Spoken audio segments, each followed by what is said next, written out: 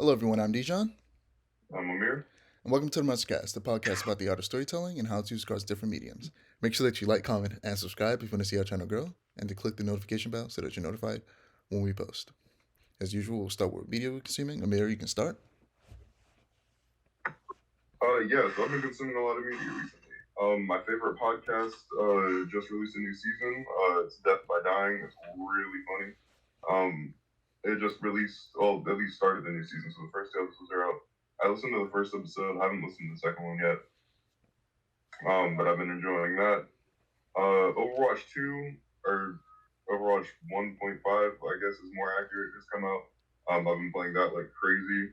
Apparently, all my friends play Overwatch 2 now, so like I have a bunch of people to play with at like all hours of the day and night. Um, that's been an insane amount of fun, which is really weird because I never played the original Overwatch for like more than an hour at a time before like stopping playing for like 2 months. But I've been playing this game like nonstop. Um, I've also was playing a lot of The Witcher 3 because I love The Witcher and The Witcher 3 is a lot of fun.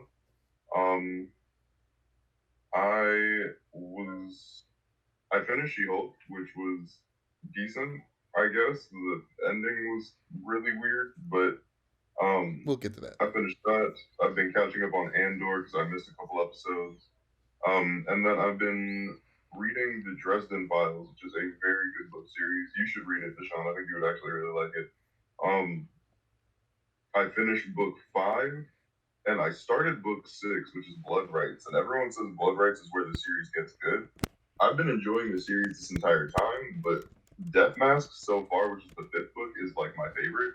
Even getting like halfway through book 6, and maybe something happens in book 6 that's like gonna make it my favorite, or gonna make it be like, oh, this is where it gets good. But so far, Death Mask is like my favorite in the series. Um, yeah, that's about it. Yeah, so I've been reading Swords of Destiny, The Witcher, second book in the series, and yeah, I've been reading it slowly, but I've read a couple chapters recently. It's getting real good. Um, I was actually watching Batman the Animated Series right before we started recording. I was right in the middle of an episode. Which episode is it? The episode is called Birds of a Feather. It's a penguin focused episode.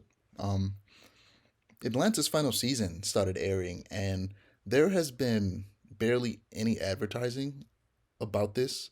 Um, there was a trailer a few months ago, and that was about it. But I think it's plain as day that all the people working on the show are kind of just like want it to end, because not because they don't like it or whatever, but because they're on to bigger and better things. All the main cast of that show have all grown to be like really big stars. Of course, Donald Glover was already pretty big, but all the other actors, Lakeith Stanfield, I don't know why I'm forgetting the other actors' names, but yeah, it's great. It's just as good as it always is. But there were 4 episodes out when I finally realized it had started airing. Um, been catching up on Barry. I finished up season 2 of Barry. Barry's a show on HBO Max about a hitman. It's really good. It's a dark comedy. It's real fun.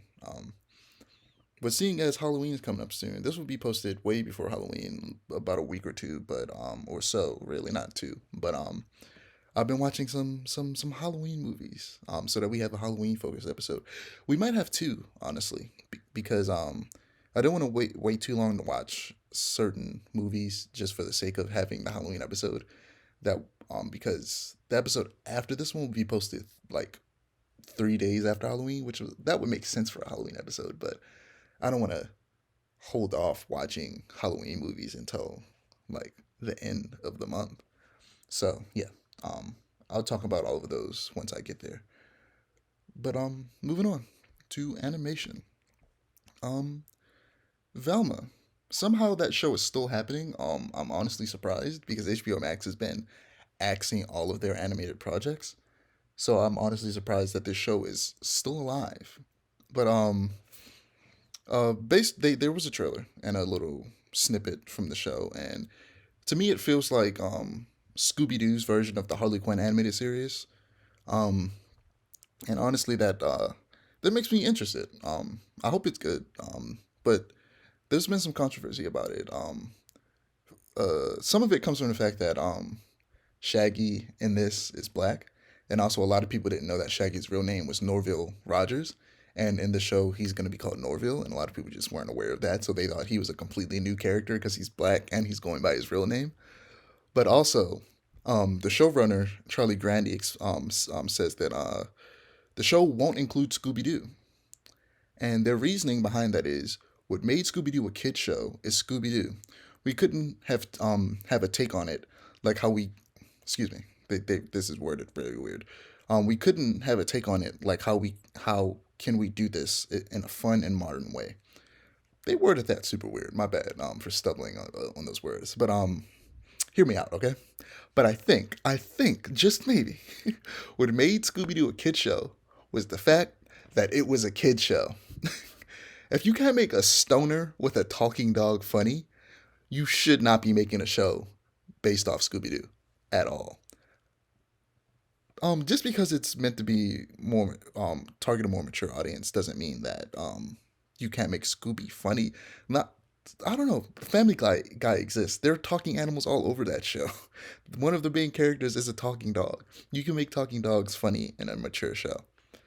This doesn't inherently mean the show will be bad, like a lot of people are saying, but it does show a lack of respect for the source material, in my opinion. And uh, a lot of people are actually assuming that it was originally its own IP that didn't get picked up, so it was reworked to make it an adult Scooby Doo show starring Velma, so that could actually get made. But yeah, what do you have to say about that, Amir?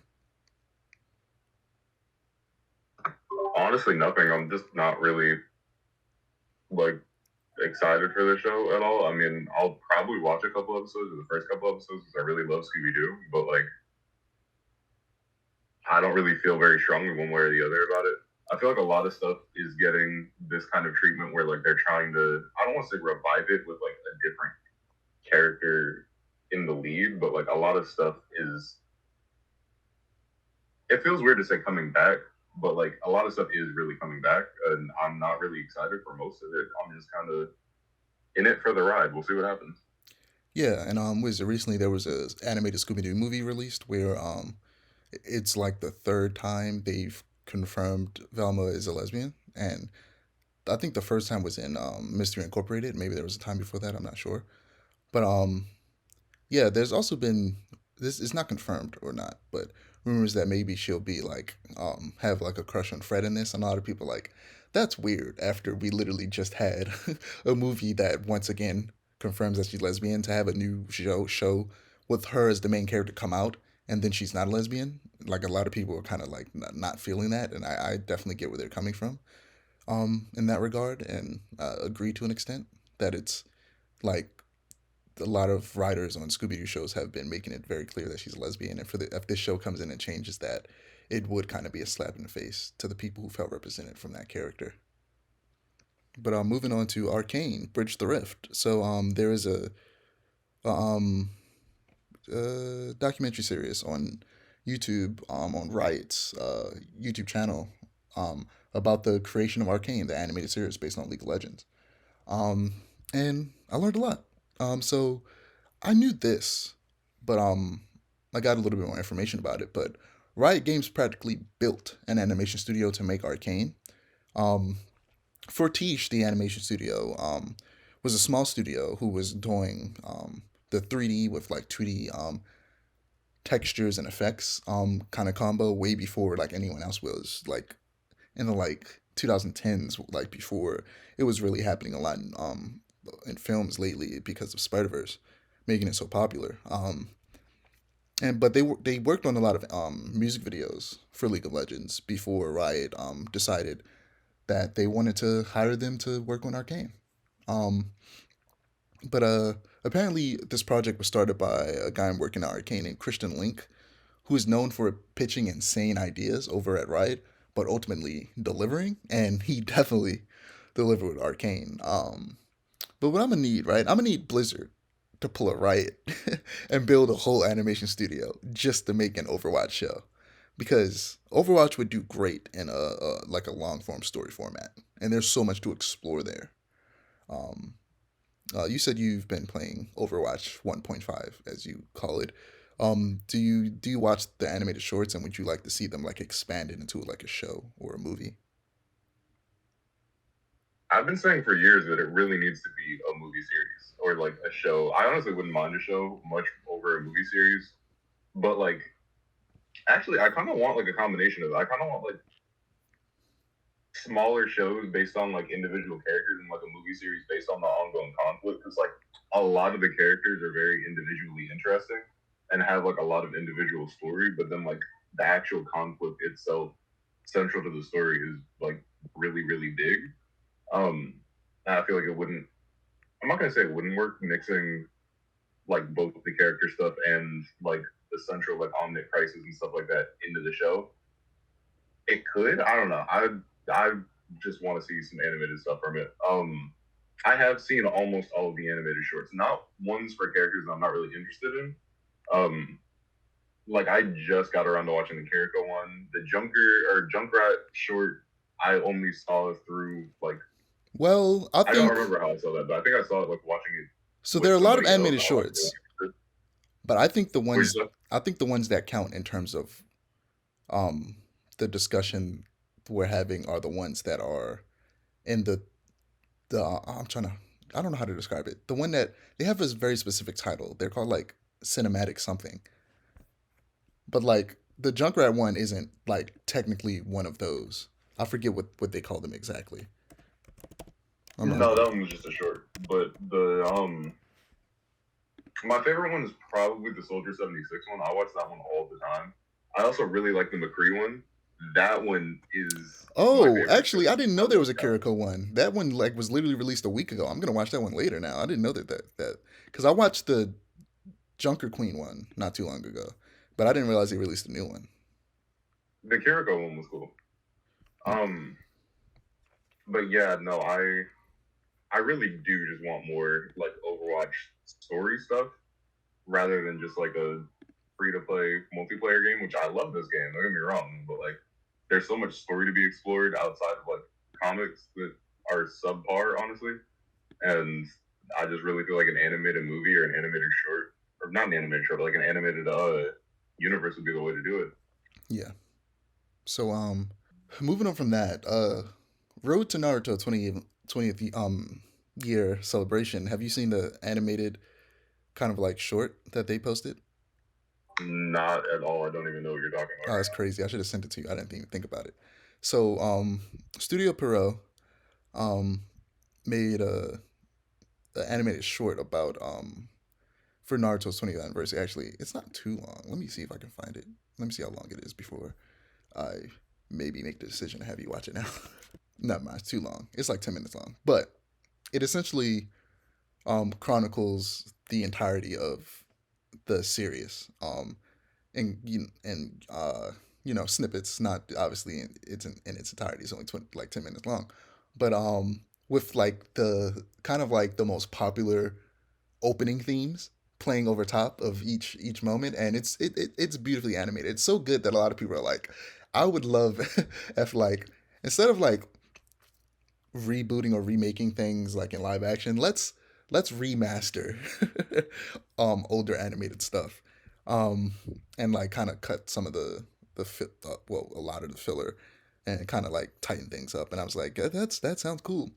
But um but apparently Kishimoto is already working on other animated projects with Studio Pierrot, and I wonder what those would be. And apparently there's a new Naruto book or a book within that universe that is being worked on. I'm not sure if it's like a light novel or another manga or whatever, or a one shot or mini or something like that, but it sounds interesting. Not too interesting because Boruto's not great, so I won't say I have much faith in new Naruto stuff. But I like to hope it would be good. But yeah, you should definitely check this out. I'm gonna send it to you after the podcast, or just while we're talking. But Studio Pierrot actually is also the animation studio that is working on Bleach, which Bleach is back. The first episode aired this Monday. It was fantastic. Oh my god, it was beautiful. Uh, it was October 10th that it premiered. Like a little like 10 years and 6 months after the last time Bleach ever aired. Um, and it was one hell of a premiere. The animation is the best it's been ever in Bleach. Perot's taking a super kind of glossy approach with tons of particle effects, which I feel like really works when it's an anime that focuses on people who use swords and energy blast a lot. So I feel like those particle effects and shininess works in their favor. And unsurprisingly, the music is amazing. Bleach is known for having a killer original soundtrack, and that includes both their openings and their endings. And the ending was pure, unadulterated nostalgia, because it much like this actually this Naruto animation, it chronicles the entire history of Bleach up till this point. But using the clips from the older episodes, and it was amazing, and it touched my soul. It was amazing. It was so good. I'm so happy Bleach is back. I'm excited to see what change that they make because unfortunately Thousand Year Blood War arc, without spoiling it, it it starts off strong but kind of isn't so great towards the end because Kubo's was sick, so he kind of was just like I'm done because Japanese people, they get overworked and underpaid, and they kind of like exploit, especially in the manga industry. They get exploited a lot. Well, really, just all over the place in the comic industry in the world, but also in Japan, especially, it's pretty bad. So he was sick and he was tired, so he kind of just had to get it done and rushed it a bit. But supposedly in this adaptation, that he's gonna try and fix some of the things that or add things that he wanted to add but couldn't because he didn't have the time, and fix some of the things that he feel like he made a mistake with because again he didn't have enough time. And I'm really dope to see his full vision made in animation. So yeah, Bleach is back. I'm excited. Still reading the manga, but I'll get to that later. Um, Chainsaw Man, first episode of that premiered. You should watch that because unlike Bleach, which you're still in the middle of watching, Chainsaw Man I complete saw it. Chainsaw Man completely new. You watched it? Yeah. Oh, fantastic. Um, so it covered just about what I thought it was. Like right before the episode started, I was like, I know exactly what they're gonna cover. They're gonna cover his entire transformation into that, and the episode's gonna end with him transforming and doing the thing, and then Makima coming in. I like just based on what those first few chapters were, I had a feeling where it was gonna go. And it they do a pretty, but this is Mappa. They do a good job of blending 3D with 2D, which is something that they do a lot in their shows. They even have a show called Doro Hidoro on Netflix that is entirely, not entirely, but majority CG. That is beautiful, one of the best 3D anime out there, next to like Beastars, which is also on Netflix, but it's by Studio Orange. Um, but also for people who want to watch this, I should warn you, it's a very dark and very bloody and gory show. So if that's the type of thing you're not into, be prepared or be wary. It's good. How'd you like it? I liked it. I thought it was good. Yeah. Yeah. As it goes on, it's a great show. It's wild. It has some dope action. Um, I'm reading manga. I'm still in my middle of rereading a manga, but it came back, so new chapters are also being posted. So I'm going back and forth between reading the older chapters and trying to um kind of just jog my memory about the story while at the same time reading new chapters as they come out, which is an interesting experience. Super Mario Bros. Movie. I would hope you've seen this trailer. Yeah, I saw the trailer. Fantastic. It was So it interesting. is releasing April 7th. And I'm sorry, you said it was what? Interesting. Dope. So it's releasing April 7th of 2023. I wrote 2022. That's very wrong. Uh, um, so before we get to the elephant in the room, let's just talk about the good stuff. so it looks good animation wise. It looks very beautiful. A lot of people were worried because of Illumination. I don't watch a lot of Illumination movies. I saw Despicable Me once a very long time ago in like a classroom in school, but like none of those movies really interest me like That's a ever. shame. So you said what? That's a shame. Despicable Me is great. I mean, I don't think it's a bad movie. It's just I saw it once and I never had the interest in seeing it again. Not because I thought it was You gotta bad. watch that. You gotta watch Minions now. I'm not gonna watch. Actually, I've seen Minions. Surprisingly, um, Minions is great. I'm not saying they're bad. Again, people don't like them. People aren't a fan of Illumination and their style of filmmaking. But when I heard that they were making a Mario movie, I was like, it'll probably be good because like that one Nintendo's probably gonna it's Mario, it's their Mickey Mouse. They're not gonna just let them do whatever. So they're gonna definitely have a hand in it. They're gonna have some people writing. They just have to deal with the animation, and they're good at animating. I can very much see that in their movies. They're good at their job. So it looks good. The comedy at the beginning was actually really funny with the penguins coming out and attacking Bowser, of which Kari Payton, who voices Cyborg in Teen Titans, he was actually voicing the like King Penguin, and I did not notice until someone said it on Twitter. I was like, I can definitely hear his voice. That's definitely Kari Payton. But also, Kevin Michael Richardson was Kamek, and I've heard him do voices completely different from the voices he usually does. He usually just does like deep voice characters, but that sounded like no voice I've ever heard Kevin Michael Richardson ever do. Um, you know Kevin Michael Richardson, and of course you know him as the Joker in the animated The Batman. He's a really good Joker. Um, but yeah, that completely surprised me. And Jack Black as Bowser was amazing. It was really good. The first time he spoke, when he said like "open the gates," I was like, that does not sound like Jack Black. He's putting in some work. Later on, when he's like, "Who's gonna stop me?" I was like, okay, now I hear the Jack Black, but it's still you can tell he's trying something different, and that leads me to Chris Pratt as Mario. It's just Chris Pratt with a slight, very slight New York Italian accent.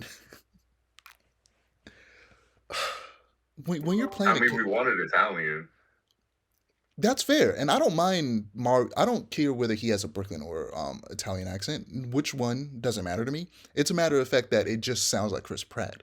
When you're playing a character as iconic as Mario, no one wants to hear someone else's recognizable voice. They want to hear the character. And the thing about that is, Chris Pratt is a person who is not such a good voice actor that they hired him because he's a good voice actor. You know that's not the case. They hired him because he's famous and he's gonna put butts in seats. The thing is, that is not something Mario needs. Mario's gonna put butts in seats because he's Mario. He's Nintendo's Mickey Mouse. Everybody, even people who don't play video games, know who Super Mario is. They do not need a famous face to put next to Mario, an already famous face. You just need Mario. That's it. You just need Mario and all his other very interesting and well known characters from his franchise. You don't need famous voices to sell this movie. Chris Pratt was an unnecessary hire. Whoever the casting director is, it might not even been their fault. It might have been someone higher up going, we need someone famous to play Mario to bring attention. And whoever that person was, I don't want to curse, but forget you. Like that's unnecessary. It's not needed, and I hope he surprises me. I hope he is much better than he seems like he's gonna be. I want to hope that, but even in that in the Nintendo Direct where they showed the trailer, he didn't even put a lot of effort into the video where he was like introducing himself as like I'm gonna be playing Mario, and like he just didn't feel like enthused, like he felt like he didn't care, and I feel like in the trailer his performance felt like he didn't care or that he wasn't trying, and honestly it's annoying. A lot of people I hear saying are like he sounds okay.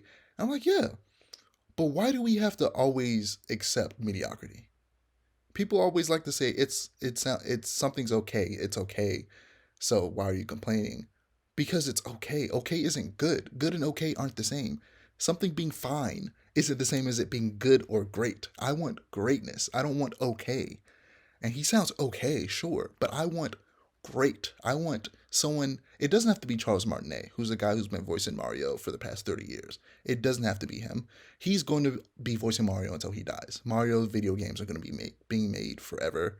So he's always going to have a job. It could have been someone new. It could have been someone doing a Brooklyn accent. It could have been someone doing an Italian accent. It could have been an actual Italian person for all I cared. As long as they were doing something that felt distinctly Mario and didn't and wasn't already another famous voice that would distract from the fact that this is supposed to be Mario, an already famous character with an already famous voice. That's how I feel about it, at least. How about you? I'm gonna say something controversial. I kind of like Mario with a Brooklyn accent more than I like the traditional Italian accent. I'm not gonna lie. That's not that controversial. I feel like nobody in the world would agree with me personally, No, because there's a I lot of don't think people who I agree would with have you. agreed with me until I heard Chris Pratt's Mario voice. But Chris Pratt with a Brooklyn accent, or not Chris Pratt, Mario with a Brooklyn accent is kind of funny. Other There's than a that, lot of though, people. There's a lot of people who agree with you. A lot of people are like the problem isn't that he has a Brooklyn accent for most people. It's just Chris Pratt. Like a lot of people actually do think that he should have a Brooklyn accent. Funny enough, actually, in the like, so something else I'm going to mention about this is that he teleports in through a pipe, seemingly from a different world, and this is his first time in a Mushroom Kingdom. Apparently, I didn't know this until a lot of people kept mentioning it when they were talking about this trailer.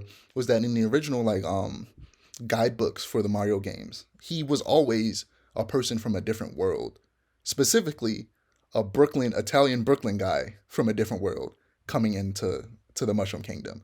So he's always been a Brooklyn person until they changed his voice to the like Italian accent. So like him being a Brooklyn person, he's also had a Brooklyn accent in the cartoon from the 90s, and he also had a Brooklyn accent in the movie, the live action movie. So that's something that people are already used to, and a lot of people actually already like. So that's not really the live action controversial. movie is not a. It's not a good movie, but it's funny.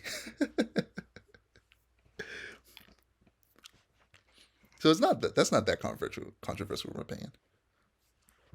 That's all pretty controversial. I don't think I would have agreed with me until I heard that. But I don't know. But a lot yeah, of people on Twitter have no problem with it, so I don't feel like it's that controversial. I feel like a lot of people are fine with him having a Brooklyn accent. I don't really go on Twitter, so I don't really know. But yeah, I think it's gonna be good, and I hope it's great. Um, I'm just not a fan of Chris doing this voice. Not him as a person. I don't know nothing about him as a person, but um, doing this voice, he just doesn't seem like he's trying. But I would love to be proven wrong. In situations like this, I always want to be proven wrong, and instead be surprised. Because if I'm expecting a subpar performance but an overall good movie, and I get a good movie or even better than good movie, and also a good performance from him, I'll be happy. But before we move it on to comics, I want to talk about the potential of a Nintendo cinematic universe. So I've talked before. We have a another kind of show we do on this channel that we've only done one of, and I've been um I need to get around to planning. Well, not planning. I've already planned it, but getting people to join us for another episode of choose your own or choose your character.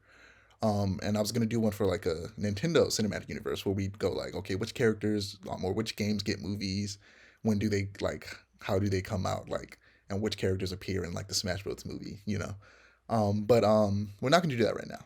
But I just wanted to mention it. So a lot of people are afraid that if they start a cinematic universe, it'll ruin the individual stories. Um, and that's warranted because people feel like it'll be like the MCU where they all have a very similar tone and they aren't very different from each other. And I say this a lot, and I don't mean to rude when I say this, be rude when I say this, but to me that's an opinion born of a lack of imagination, but also fear because at the end of the day, you can imagine how something can be great, but there's also the realistic approach of how a company, a corporation will actually, do the thing. But they don't have to have the same tone to eventually cross over.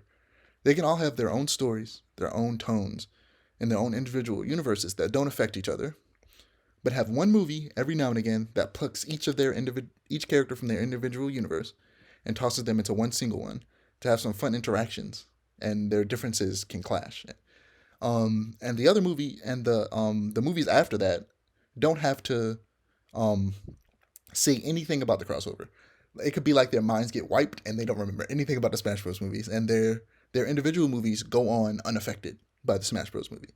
That's how I would do it personally.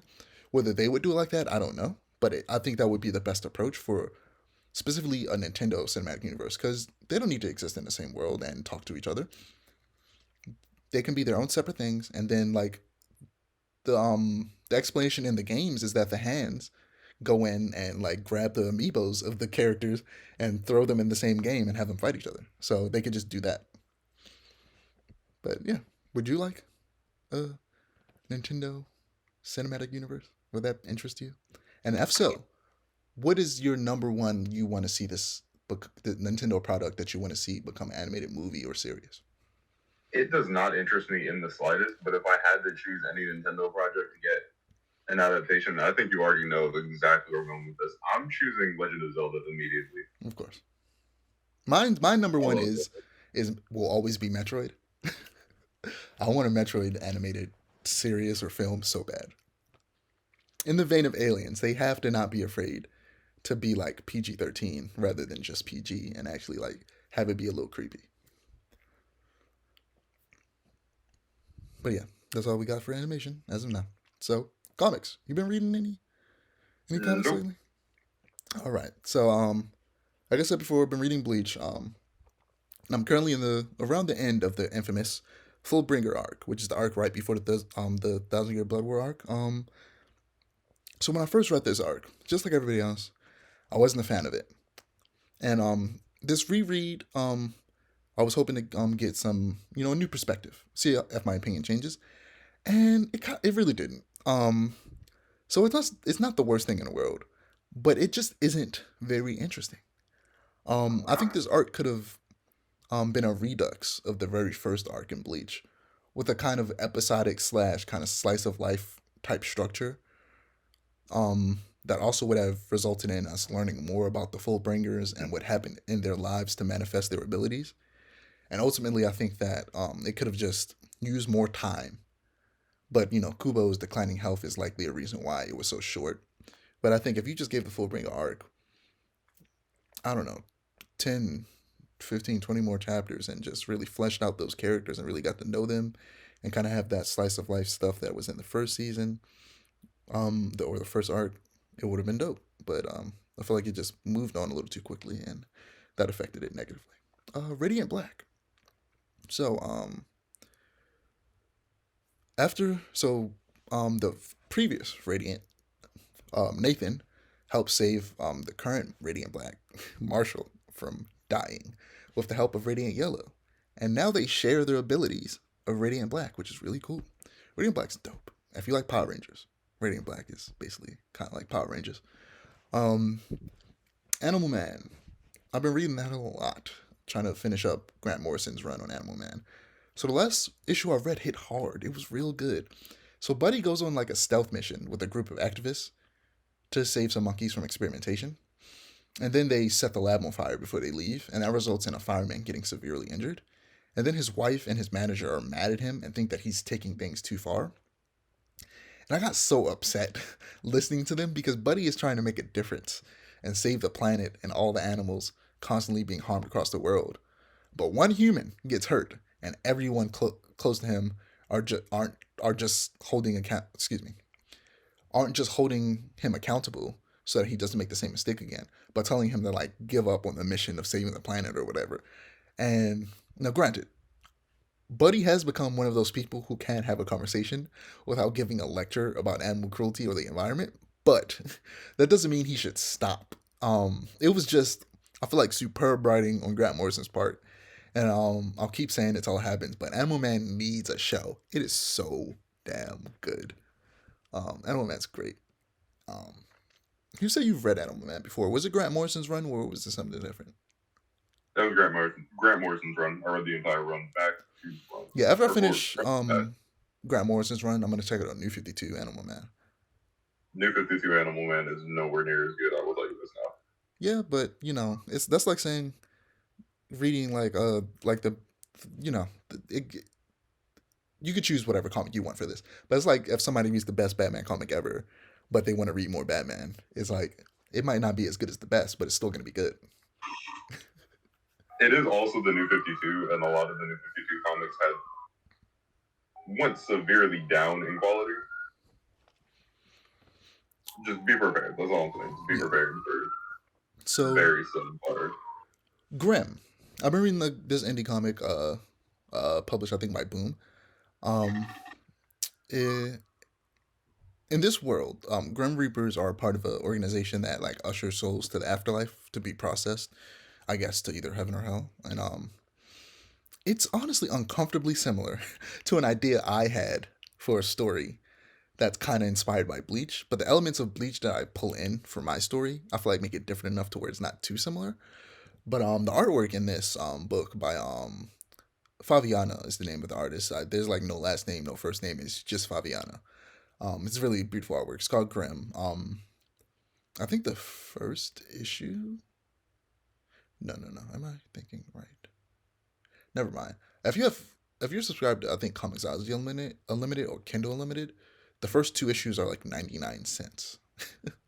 I had read a preview for the first issue, liked it, but never got around to finishing it. But then I was subscribed to one of them and then saw that it was 99 cents, and I was like, okay, well, obviously I'm gonna buy it. That's cheap as hell.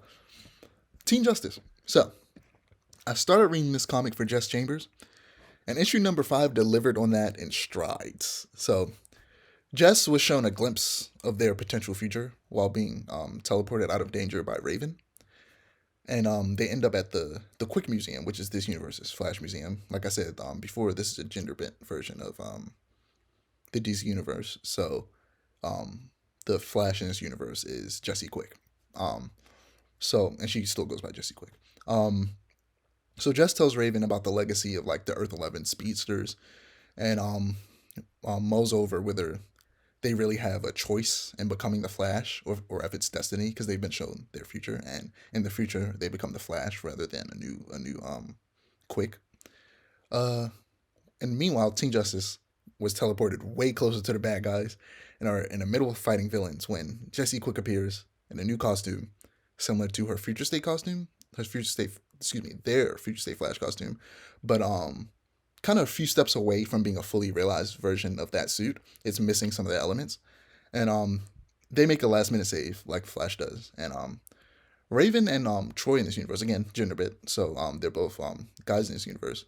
Um, were like they have this relationship that they were teasing throughout the entirety of the run so far, and then they finally got together and kissed. So fantastic. I think there's only one issue left of this, but it's been really good so far. I came for Jess, but I grew to love the rest of the characters, and I hope to see more of them, and especially more Jess. I feel like that we're definitely gonna get more Jess. They're great. I just want to see Future State Flash real bad. Blood Syndicate is easily the best thing to come out of the Milestone Resurgent so far. The main villain Holocaust steals the show for me. He's a character that has gone through a lot of horrible things in his life as a black man in America, and feels like it's time for him to get his back, and he's going about it in the most violent way possible, and it is very entertaining to read. His name is Holocaust for a reason. He's not a good person, but yeah, it's fantastic. If you're into Static and that whole Milestone universe, Static Shock, as a lot of you guys know, you should definitely check out Blood Syndicate as well. You should read some of these, Amir. They're pretty good. If anything, you should read Blood Syndicate and Hardware. Um, Moving on to TV and film. You saw that Wakanda Forever trailer, right? The second one. I saw like half of it. I'm literally not interested in this movie whatsoever. So Wait. like anytime I see it, it's Whoa, just whoa, whoa, whoa, impassive. whoa, whoa, whoa, whoa, whoa. Take a few steps back. You're not interested in this movie. At all. No, Why? it literally I have no interest for it.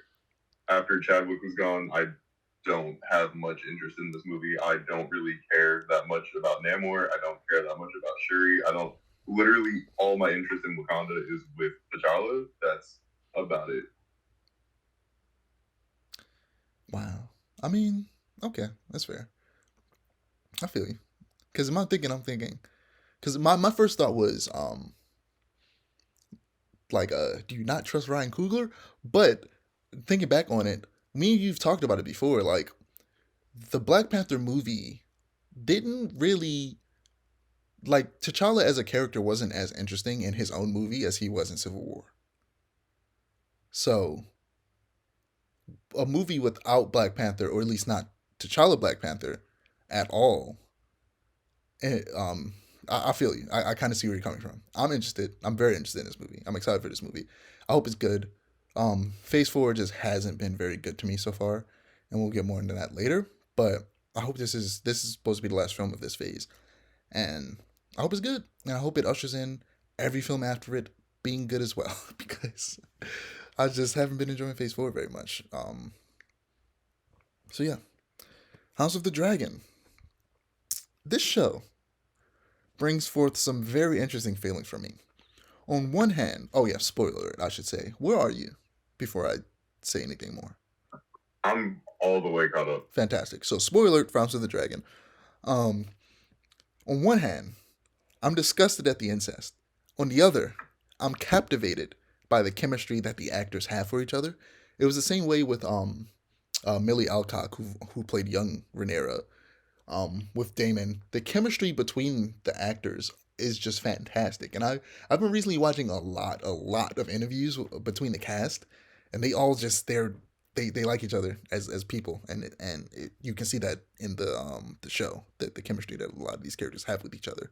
And Emma Darcy as the older Rhaenyra also has great chemistry with Matt Smith's Damon. It's just it's very interesting uh dichotomy. How you enjoying it? I am loving it. I forgot to mention I'm also reading Game of Thrones books. Fantastic. But I am really loving House of the Dragon. Obviously, I wouldn't be watching it every Sunday at 9 p.m. on the dot if I wasn't. It's been great so far. I'm very interested, especially because I know the fates of like half of these characters. I'm very interested to see what happens with them, like where certain things go, how they're going to adapt certain things without spoiling anything. Yeah. Um, I no, it's really, unknowingly found out the fate about one of them because people just like to spoil stuff, but otherwise, I'm blind.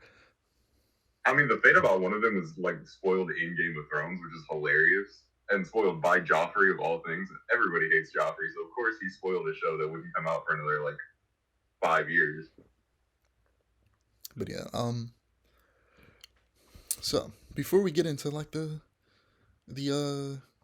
horror stuff, we're gonna talk about She-Hulk then Andor. So starting with She-Hulk, we finally got Daredevil in that sweet ketchup and mustard costume, which looked much better in the light than it did in the dark. But so really, I feel like it wasn't enough mustard for my liking, and the colors were too muted. I feel like the yellow, instead of being like a goldish, like dark yellow type thing, it should have been a more bright, vibrant yellow. Same thing with the red a little bit, but like like especially if he's probably just gonna get a new costume.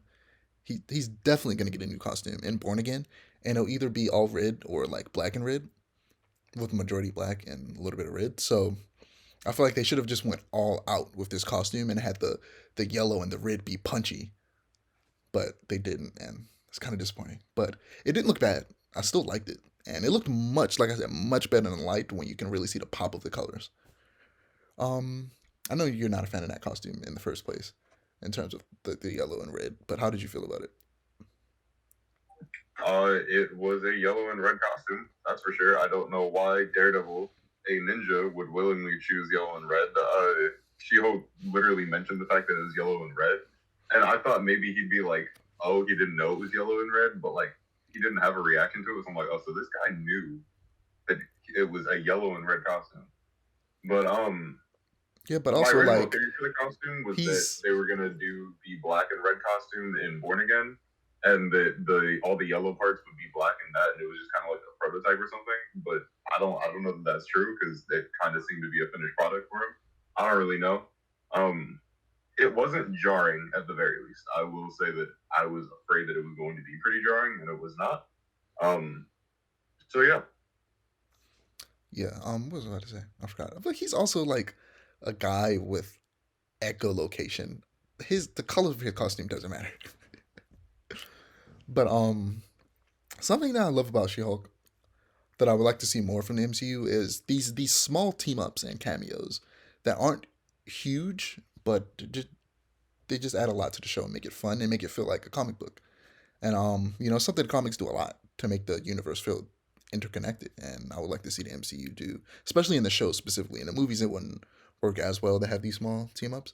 Maybe in Spider-Man films to randomly have like Spider-Man fighting some villain, and then like Iron Fist shows up and helps him a little bit, and then they go their separate ways, and we never see him again in that movie. Like you could do stuff like that in the films, but in the shows, I feel like it works better to have one hero show up one episode and help them out, and then leave. Um, but to really make these team ups impactful, I feel like they need to stop, like forcing everything to build up to a crossover and let these stories live and breathe on their own. It will result in each show and movie not being so deeply ingrained with, have not only result in the greatest story, but it also be like you don't have to watch everything to understand the bigger events because not everything is so intrinsically connected. But th- that's a whole different discussion. The ending of that episode was wild. Um, a reaction YouTube I was watching. YouTube I was what I'm stuttering a lot this episode. Blind Wave, the reaction YouTube channel I talk about all the time. They called that Intelligentsia with Sledgehammer, but I didn't think it would be a straight up sex tape. I thought it was just gonna be like the picture that he took or whatever. But no, it was much worse. And it was definitely messed up. And I think the writers got the exact reaction that they were looking for. Um, and for this very messed up thing that does happen in real life. But so the finale was fun. Uh, so I was gonna let you start, but instead I'm gonna give a little synopsis before you do that. So it started with a parody of the 1977 Incredible Hulk show's opening, which was fun because I actually used to watch that show when I was a kid. Uh, um, and this show had like the biggest fourth wall break yet. With you watched the whole thing, right? Just before I don't want to spoil it for you. Obviously, I watched the whole Okay, I thing. just wanted to make sure. Um, Jennifer traveled through the Disney Plus app to the Marvel BTS series assembled to enter Marvel Studios and talk to Key Kevin Kevin, a robot that governs all things MCU, and joke about the real man, Kevin Feige, of course, the president of Marvel Studios. Um, and she convinces the robot to change the finale. And yeah. So how'd you feel about it? The finale specifically. We'll I talk. We'll thought talk about it the was whole show later. I thought it was weird and a very strange ending. I don't really feel super strongly about anything about the finale. It's just it felt all over the place, but it made sense. But I don't think it worked for me. Okay. See, I'm I don't think this may have been my show. I was liking it decently well enough up until the finale. I'm not quite sure that this show is for me, if that makes sense. so Because you. this it's in line with the show, I guess, but I did not like it. I Oh, did not like the finale because it felt very all over the place and very random. so right. So the show's just not for you. You're saying so like you think it made sense for what the show was doing, but it was just too much for you personally, and that just isn't your Yes. thing. Okay. Yeah, that's fair enough. Honestly, it's my thing. I like it a lot. It's real fun. Like I said, I'm also reading. Did I say that? I didn't say that. I wrote this in my notes for the next episode. I'm currently reading She-Hulk by John Byrne, and I don't know. I just really like the fourth wall breaking, the comedy. I think She-Hulk works best in a comedy setting. And while I think there were three episodes this series that were just very weak for me. That was episode 2, 5, and 6. Uh, two of which were like Titania focused, and I think the idea of Titania, a superpowered influencer who hates She-Hulk, is a good one. I did not enjoy the execution, and I did not like the bottle episode and like the wedding one. I just didn't enjoy that episode very much. And the episode before that, I also didn't like a lot. And this very second episode, where there wasn't, I feel like there wasn't anything going on. Like I feel like this show is at its best where, and it's funny enough, I think this show is at its best when it has not necessarily cameos, but specifically, superpowered court cases going on. Like when there's another superpowered person, whether it's a made up character for the show or a character that they're bringing in from the comics, um, that is maybe like a minor character that nobody really knows about, and those interactions and those court cases is where the show thrives because it's supposed to be a legal comedy, and I feel like they don't. There's not enough legal in this legal comedy, and I feel like they need to kind of lean into that a little bit more because that's where it works best for me personally. And I think that as the show evolves, it'll, you know, we'll see more of that and it'll get better. But also, they need to just hire writers who know how to do court scenes because one of the writers have admitted that they weren't good at it, and you can kind of see it in the show. The best court scene was the one with Daredevil because he kind of just Charlie Cox kind of just stole the show once he showed up in that courtroom. So yeah, I like the show a lot. I think that there are some weaknesses that I hope that they iron out whenever the second season comes around.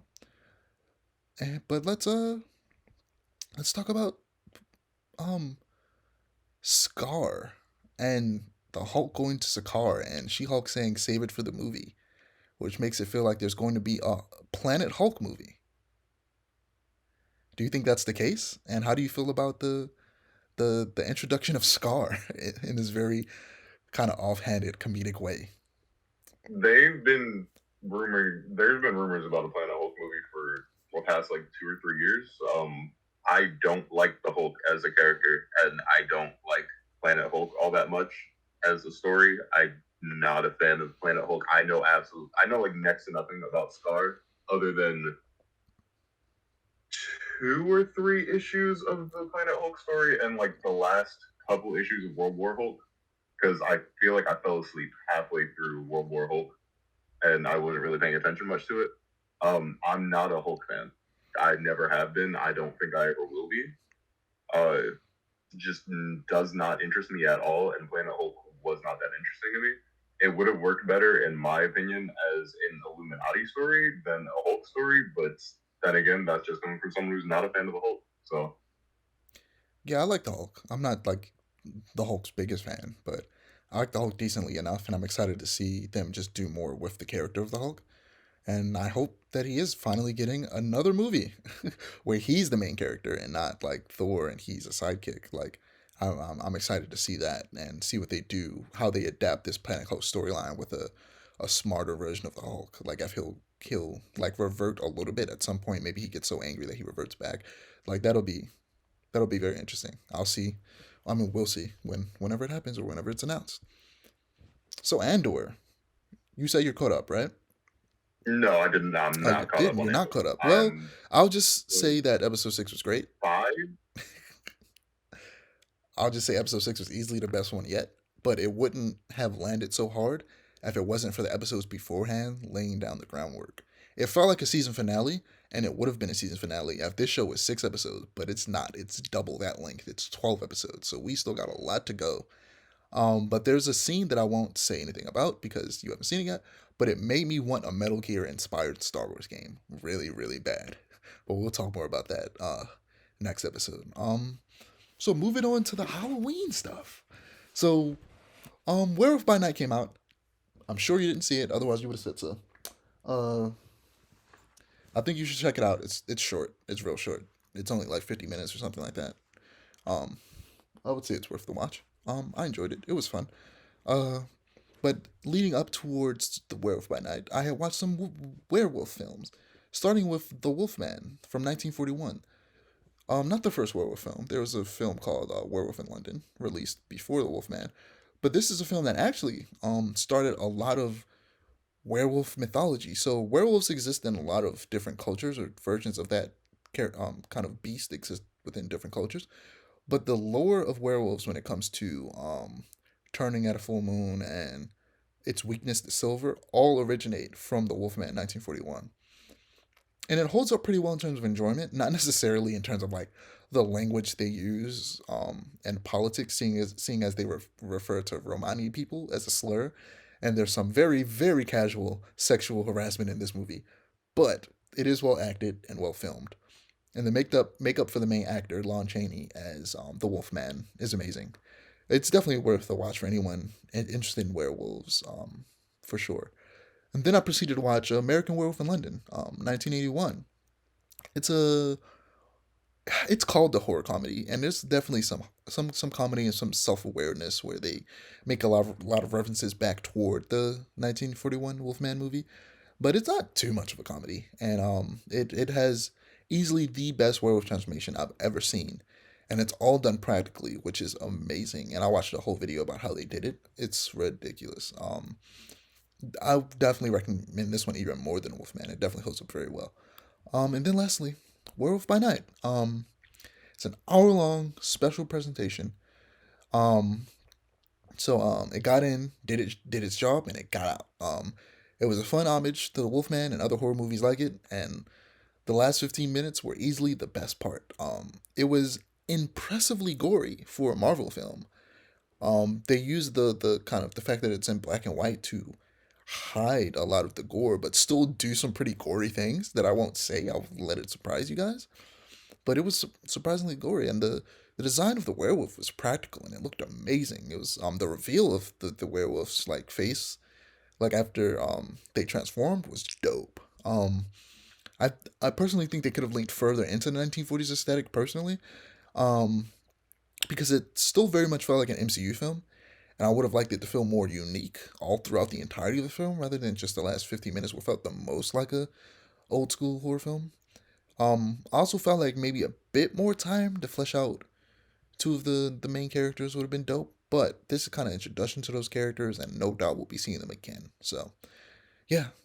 Uh, Also I feel like they reveal um.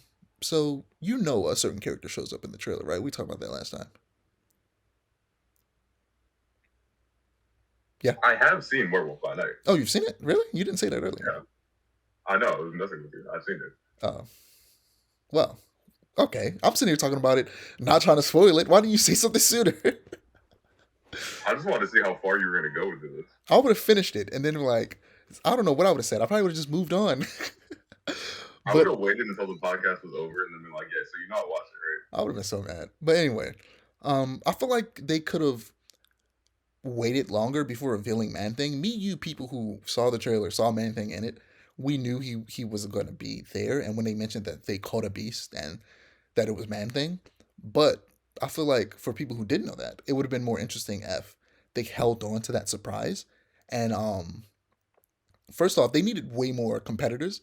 This movie had a lower budget. It was definitely like it's a special presentation, so they weren't giving it the same treatment as a show or a movie would. So I understand. But if there were like I don't know three more competitors, and we got to see them get murdered by some monster in the background or whatever, and then it was revealed that it was Man Thing, and then it was revealed that Jack was his friend, I feel like it would have been more impactful personally. Um, but that's I feel like its biggest flaw. I feel like it could have had more killing and a little bit more suspense. Um, but yeah, it was cool. It was fun. It's not anything spectacular, but it's not bad by any means. Honestly, I would have liked if it was a little bit longer, but I understand why it wasn't. Otherwise, it wouldn't be a special presentation. It would just be a movie. So yeah. What'd you think about it? There are runners going by my house. Hold on. Okay.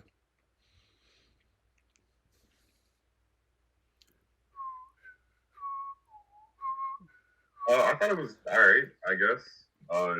I certainly was not. I wasn't excited for it. I didn't get excited watching it. It was just kind of okay. I like Man Thing. Man Thing was cool, but that's about it. I His would have design liked was if we dope. had like a couple more characters that we had known maybe as other hunters, like Caesarion or whatever his name is from She-Hulk. Yeah, that would have If he had been been amazing. that, like that would have been cool. That would have been like some interconnected You know, universe. actually, I feel like they should have mentioned that Blade was supposed to be there, but he couldn't make it or he didn't come for some reason. I feel like that would have been dope. Yeah, I just feel like some like slight universe interconnectedness would have been cool, but at the same time, it wasn't really needed. Um, I guess it did what it was supposed to do, but I mean, it was alright. Yeah, I agree. It was fine. I don't think it was anything special, but it was fun. And I feel like I feel like they should do more of this. I feel like they could get better at it. They might even start putting more money into it, and I feel like they could really make some very interesting stuff with this. They're like one shots from comics. I feel like that could be fun to do. So I also watched that same day, that night, Hellraiser, the remake. It was good. It was real good. You ever seen any of the Hellraiser films? I've seen all 10 Hellraiser movies. Really? Yeah, Did you see the I'm a huge remake? Hellraiser fan. I didn't know this. I did not know you were a huge Hellraiser fan. Did you Yeah, did you watch this? I did see this. I saw it on opening night. It was okay. Wow. You're watching stuff I didn't expect you to watch. This is I fantastic, forgot I watched Amir. Hellraiser. You're Actually, making it this sounded real. episode you're making this episode fantastic. I thought I was gonna be the only person talking about these things. So I I'm liked not it. gonna lie, Hellraiser was kind of disappointing to me. It was mediocre a little bit, but it was okay. It wasn't bad. It was certainly better than movies 3 through 10. Still wasn't as good as the first two. Yeah, so I enjoyed it a lot. Um like I said in the last episode, I haven't got around to watching the first two Hellraisers yet. But I was talking about them last episode and you still didn't say nothing. But anyway, I swear to God, I thought I said that I watched Hellraiser you too. did not. When I was going through the edit, you didn't say anything. I believe you. I swear I could have sworn that I said something. Maybe I didn't. That's my fault. But yeah, But yeah, I definitely plan on watching those eventually. I might watch those later this month. But yeah, I liked it. I feel like it took the very kind of loose rules of the original films and created something more concrete. And by doing so, it finds a way to combine the kind of like straightforward slasher elements from 3 and 4 with the more abstract kind of theological elements of the first two films. Um, what was it with the Fear Street series last year? We talked about how horror movies need to spend more time making you care about the characters, either care about them or absolutely hate them. That way, you have some stakes in the matter. And Hellraiser doesn't do it great. So I cared about two of the characters. The rest of them I did not care about. I was just like, you're gonna die. I can tell, because they're not making me care about you. Um, and one of them they made you hate, which actually I guess that's a good job. One of them they made you not hate, but like be like, you're a bad person. So yeah, the actress who plays Pinhead is following up a legend, but I think she did pretty good. How'd you feel about the new person playing Pinhead? I thought that it was. I thought she was a great actress. I thought that her version of Pinhead was pretty cool. It doesn't contradict lore like at all. The way that Cenobites are made and all that stuff. It She was great. I don't really have any complaints about her or any of the Cenobites in this movie. All my complaints really are kind of with the human characters and the box, and that's pretty much it. I like But the new no, she was lore good. with the box. The new lore of the box is okay. I'm not going to say it's necessarily new. It doesn't contradict anything, and it doesn't add anything super huge. It's just kind of like it fills in some blank spots. Yeah, it kind of just simplifies the rules for the average viewer. Yeah, Um, but it was a I'm good movie. Like it was I'm kind of excited to see forgettable. where they But go with this franchise, because I feel like I'm certainly interested to see where they go. because I feel like this was a good kind of like first movie in the reboot. It's no Halloween 2018. It was like an amazing first film, followed by a good film and a a horrible film. But we'll get to that. Halloween Kills. I rewatched it. I watched it last Halloween, but I rewatched it this Halloween because um, Blind Wave again. They were reacting to it, so I was like, let me watch it with them. And I actually like it a lot better on the rewatch. Last time I talked about it, I was very critical about its flaws, but this time I was kind of like, I saw the flaws, but they didn't bother me as much. And in fact, some of the stuff I didn't like, I liked more this time.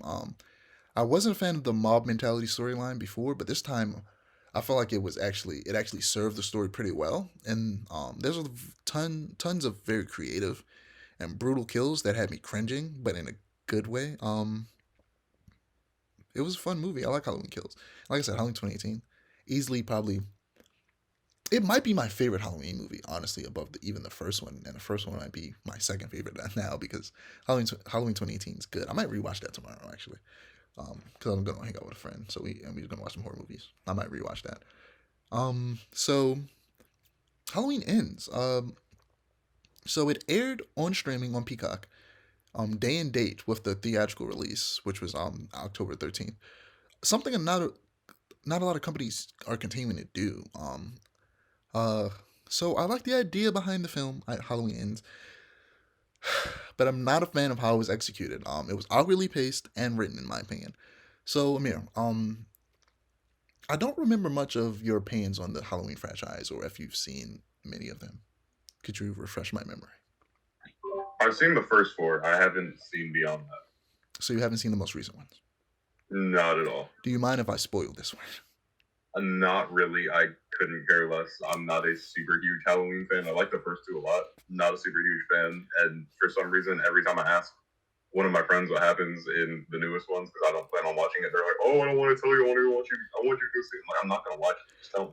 2018 is a great film. You should watch that one at least. But so Halloween Ends attempts to tackle the idea of cycles of violence by introducing a new character named Corey, who feels like he will take up the mantle of Michael Myers. So Corey starts off as like a mirror of Laurie Strode, having been a babysitter who went through a rough night that ended in murder, which follows him for years, and the town of Haddonfield treats him like an outcast, very similar to Laurie Strode. And you can definitely see how that would push him to murder, but I do not think the process toward the outcome was very well executed at all. So he starts off as a very sympathetic character who forms a romantic relationship with Laurie's granddaughter Allison, of which both her parents were killed in the previous films. Um, you root for them, but their relationship quickly becomes just a way to set up a confrontation between Laurie and Michael. Corey goes from a stand-up guy that it makes sense why Allison would be interested in him to a very creepy murderer way too fast. Um, the thing is, I don't think they should have gone this route. This film was set up to be the conclusion to Laurie and Michael's fight and the conclusion of an epic trilogy. But instead, they decided to completely sideline Michael and introduce a new character way late in the game. The thing is, I think that it could have worked. Here's how I think it could have worked. So, they could have had the Shape, as Michael Myers is called, going around murdering people, but it turns out that it was Corey all along, and that Michael was dead, and that the age and all the injuries that he took in the last two films caught up to him, and his murderous rage just wasn't enough to fuel him anymore because in this film they were trying to make him more human. Um, so he just died after he ran off at the end of the last film because Halloween Ends takes place 4 years after the fact. Um, but he lived through the fear that he spread throughout Haddonfield, which resulted in Corey becoming a murderer. And like they say in the film, evil doesn't die; it changes shape, which is I actually really like that line. Like there's some good things to this movie, like the opening, kind of chronicling how Corey became this pariah within his society was actually really good. It kind of just went all downhill from that. This movie was, like I said, the pacing was weird. It was unnecessarily slow. They didn't get to the killing fast enough, in my opinion. Uh, so either that, like I just said, or Corey and Michael are both going around killing people. That way, you still get the final Laurie and Michael confrontation, and we can say like Corey uses the resurgence of Michael as a way to kill people, who he hates the most. You know, the people that are always bothering him about what happened to him when he was younger. Um, and they could say that Corey was planning to do this either way. He was gonna dress up as Michael and go around killing people. And that's why he has a replica of Michael's mask. But the actual Michael Myers returning made it more convenient for him to go around killing people without getting caught. But eventually, of course, he gets caught. Ultimately, it was a very disappointing ending to what was shaping up to be, no pun intended, a great trilogy. Yeah, it just it wasn't okay. It wasn't fine. It was actively bad. I did not like this movie. The thing is, though, this doesn't really ruin the reputation of this franchise because, like most horror movie franchises, it goes on for a long time, and there are some bad movies in the bunch. And this is just another one of the bad movies in the bunch that horror movies kind of just get away with because there are so many of them. But yeah, this is the last thing I got in terms of horror movies. Moving on to video games. Starting with a horror video game, Dead Space Remake. There was a gameplay trailer on the 14th anniversary of the first Dead Space. It is releasing January 27, 2023, and it looks good. So I've never played the entirety of a Dead Space game. I played a demo of Dead Space 2, I think it was 2, that came with some other game that I had. and I would replay that demo over and over again. And I had so much fun, and it was creepy, it was scary, I loved it. But after I play this remake, I'm gonna play Dead Space 2 again on Game Pass because it's on Game Pass, with EA Play, with Game Pass Ultimate. So yeah, you have any interest in Dead Space at all? I played the third one. I don't really care much about the franchise. I'm not gonna say I don't care for the franchise. The third game is a lot of fun, but that's really about it. I feel like it's always like a case where you start with a game like that, and you like it a lot. But I'm sure you found this out online. But like people don't like the third game. Oh yeah, no, I know that people don't like the third People game. don't like I the don't third game. really But I feel care like much about people's opinions. fair enough. But yeah, it's very different from the first two. I don't hate it, but like I have no interest in playing it because it just doesn't look like the type of game I'd be interested in. Um, I haven't played the first two, so that's yeah. fair. So Invincible is getting a game from Skybound Games. And that's all we know so far. But I wanted to theorize with you. We talked about it a little bit personally, but we talked about whether it would be an open world action game or if it would be like a player choice game like Telltale because Skybound Games are the publishers of Telltale games. So which is they're back. They're still around. So there's a chance this could be a Telltale game. But um, I would assume they would make an open world action game because I think they're acutely aware that people want a Superman game, but that a lot of people think this way. I disagree with them completely. Me, you've had an argument about this before that they think it's hard to make a Superman game. I don't think it is. I think people are just overcomplicating things because they think he's too powerful. It's a video game. Spider-Man can knock a dude's jaw if he wants to, but obviously you don't do that in the game. Like Superman, you can just say he pulls his punches. It's okay. But an Invincible game, there's less worry about that. And we talked about that before when we talked about Superman game because people just straight up die all the time in Invincible. So it's not a problem if innocents die because of collateral damage or whatever. So I wouldn't be surprised if they are making an open world game, but I also wouldn't be surprised if it was a Telltale game. Um, how about you? I am all the way on board with both. I feel like a Telltale game would be great because Invincible has an amazing narrative, and they even towards the end of Invincible, which I wasn't a huge fan of the ending of Invincible. Toward the end of Invincible, they started to do like a what if type of scenario. When Mark fell into like an alternate dream world or whatever. Um, oh, spoilers for Invincible, by the way, the comics. You don't need to spoil it, Amir. You can just leave it where you left it. I'm trying to rephrase what I was going to say because what I was going to say was very spoiler heavy. Like, do you think it should take place within that, like, aftermath? Not necessarily. I mean, it can. I feel like the I feel potential like they for. wouldn't do that because the show is still really new and a lot of people haven't read the comic, and that would be like the biggest spoiler in the world.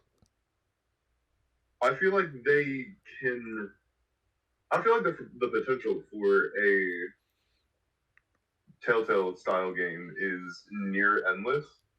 I also feel like they could, if they were to do a Telltale style game, they could do it after the series has ended, after Mark's happy ending, which I know, I don't know, I don't want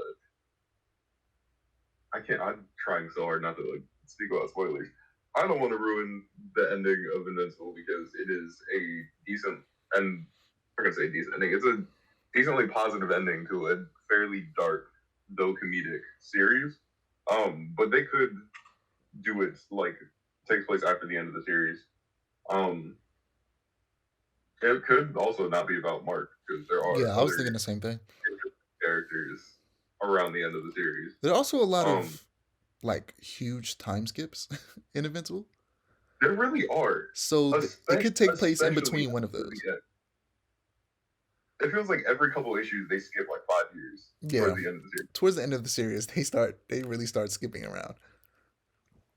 But but I would also love like not necessarily an adaptation of the games or like maybe they could do an original story because even in like the middle of the series they were still doing like some time skips.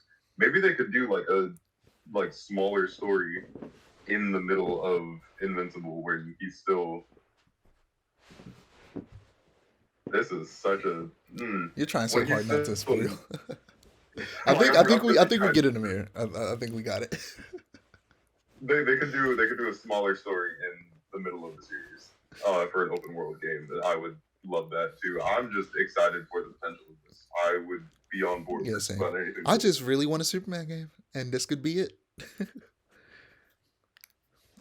So there have been rumors of a Horizon Zero Dawn remake, and they're wrong. I think. So there have been rumors of not a remake, but a remaster. But people like saw it and ran with it and kept making claims that it was a remake. It's not a remake. Why would they? Granted, I'm gonna say why would they do that, but it feels like PlayStation would do anything nowadays, especially after remaking Last of Us, which came out in 2013 and didn't need a remake. But that game came out almost 10 years ago. Horizon came out 2017 and already has a PC version. They are not about to remake Horizon Zero Dawn. They're remastering it. That's what the rumor says. The rumor says they're remastering it, but a lot of people took it as a remake because a lot of people don't know the difference between a remaster and a remake. And here's how I'll explain it to people in layman's terms. A remake is like building a carbon copy of an old home and equipping it with modern features. A remaster is like just repainting that old home and lightly remodeling it. That's the difference. One is completely taking that thing, not destroying the old, but making a completely new, different version of that game, but make it more modern. Whereas a remaster is you still got the same house. You just make some light remodeling. You don't change it completely. You make some light touches up and you repaint it. That's the difference. You think that's a good analogy? I think it's a fair analogy.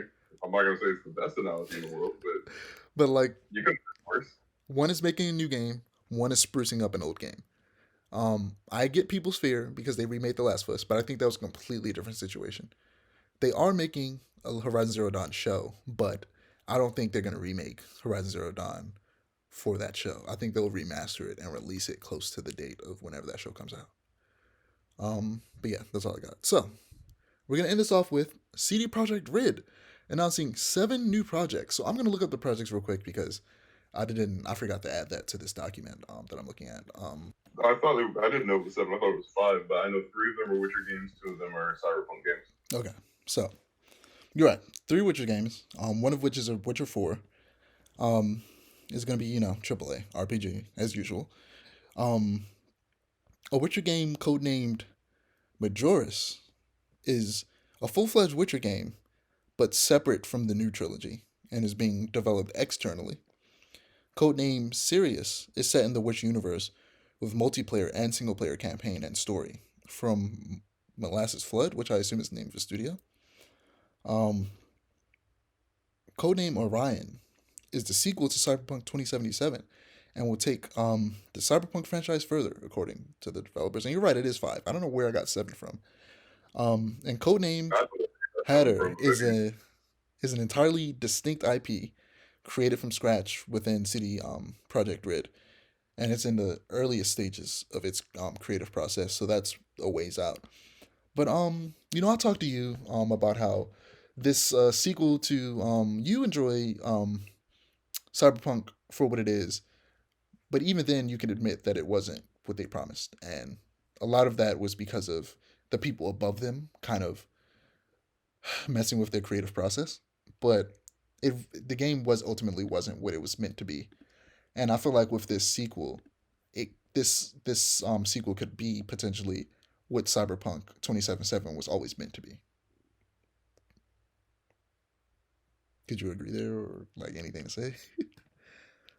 not really, other than the fact that I hope it continues the story how I thought that the one single expansion that they decided they're not going to make any more expansions after, which was going to be. I really wanted to continue the story because the story ends off very Yeah, so I think I depressing. see where they're going, and I thought that they were gonna just keep working on this game and eventually build it up to be what they said it was, but instead what they're doing is making this game essentially going like, okay, this game's done.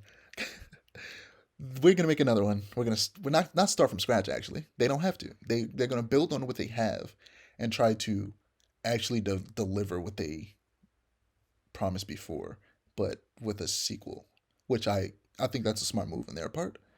And I wish them luck, and I hope that the people above them who forced them to crunch have learned something and realized that that's just not the way to go, and that they just let the creatives be creative and do what they need to do to get the job done, and give them the proper time, proper pay. You know what I mean? So I hope that this huge mistake that has rippled throughout the industry and really has people has affected people's perception of the development of all games will ultimately have caused some changed thinking within the minds of the people working over at CD Projekt Red. Witcher 4 though.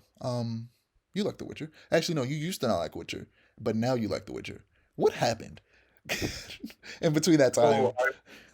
I played a little bit of The Witcher 3 close to when it first came out, and I absolutely hated it. It was like just not for me.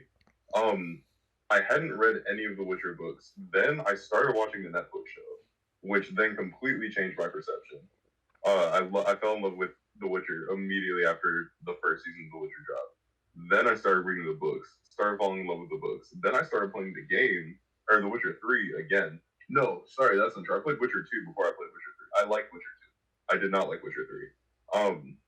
But then after reading some of the books and watching the first season of the Netflix show, and then like starting to replay Witcher 3, I absolutely fell in love with Witcher 3. And now it's one of my favorite franchises of all time. Maybe I need to give it another shot and make it past the beginning of the game, and maybe I'll like it more as well. But we'll see. I'm not big into those types of open world action RPGs, but you are, so it makes sense that because that's why I was so surprised the first time we talked about it, and I talked about how I didn't like it, and you also say you didn't like it. I was like, this feels like it's right up your alley in terms of story and gameplay, but you just needed to experience it a bit more to really get the hang of it and really like it. And one thing I really wish that they had for Witcher 3 that you would think they would have is giving Geralt like a cloak. Because Geralt has a cloak in most of the cinematics for Witcher 3, but he has no cloak in the actual game. And I really wish he had one. Because you're traveling such long distances. I'm like, it would be cool to have like a riding cloak or something. Yeah, so I wonder what they'll do with Witcher 4. I wonder if they'll do something different that'll make me want to play it. I'm interested. But that's all I have. Um so as usual, I'm Dijon. My ads are below me. Amir, his ads below him. Muscat ad is below that. Don't forget to like, comment, and subscribe to our channel if you want to see more storytelling content, and to click the notification bell so that you're notified when we post. Peace.